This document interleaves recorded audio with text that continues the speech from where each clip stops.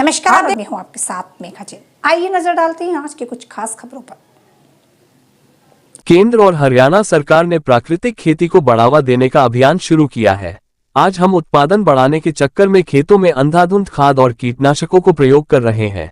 इससे जमीन की उर्वरा शक्ति कम होने के साथ साथ कैंसर, शुगर और हार्ट अटैक जैसी समस्याएं बढ़ती जा रही हैं। ऐसे में अगर हमें भावी पीढ़ी को शुद्ध भोजन, जल और हवा उपलब्ध करवानी हो तो प्राकृतिक खेती को अपनाना होगा। खेती की ओर रुझान बढ़ाना है।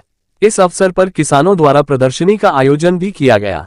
मुख्य अतिथि राज्यपाल आचार्य देवव्रत और सांसद सुभाष बराला ने इसका अवलोकन कर जानकारी भी हासिल की। इस प्रदर्शनी में किसानों द्वारा अपने उत्पादों को प्रदर्शित किया गया।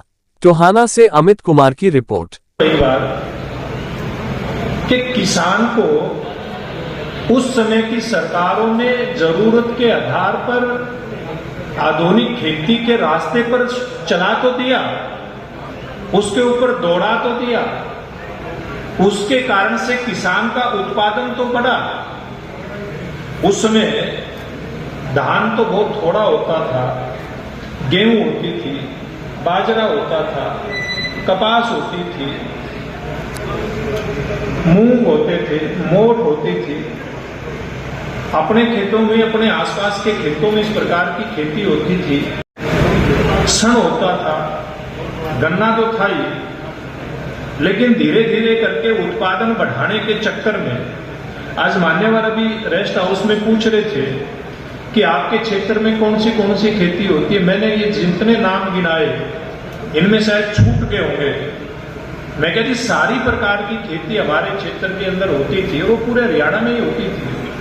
लेकिन आज हम उत्पादन बढ़ाने के चक्कर में आधुनिक खेती को अपना करके और परंपरागत खेती की जितनी किस्में होती थी उन सारी ही किस्मों को तो छोड़ चुके हैं। हमारी आमदनी तो बड़ी आधुनिक खेती के कारण से, लेकिन उसके चलते हमारी जमीन का क्या हाल है। अभी राज्यसभा में एक प्रश्न, मैंने अपने हाथ से हल चलाया। मैं दूध बहुत बढ़िया निकालना जानता हूं। एक बार NDRI करनाल में कंपटीशन हुआ था दूध निकालने का, उसमें मैं फंस रहा था।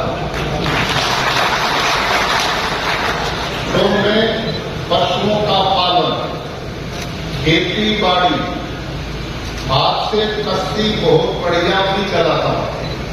तो ये मत सोचियो कि मैं लिखाया भाषण देने के लिए आ गया।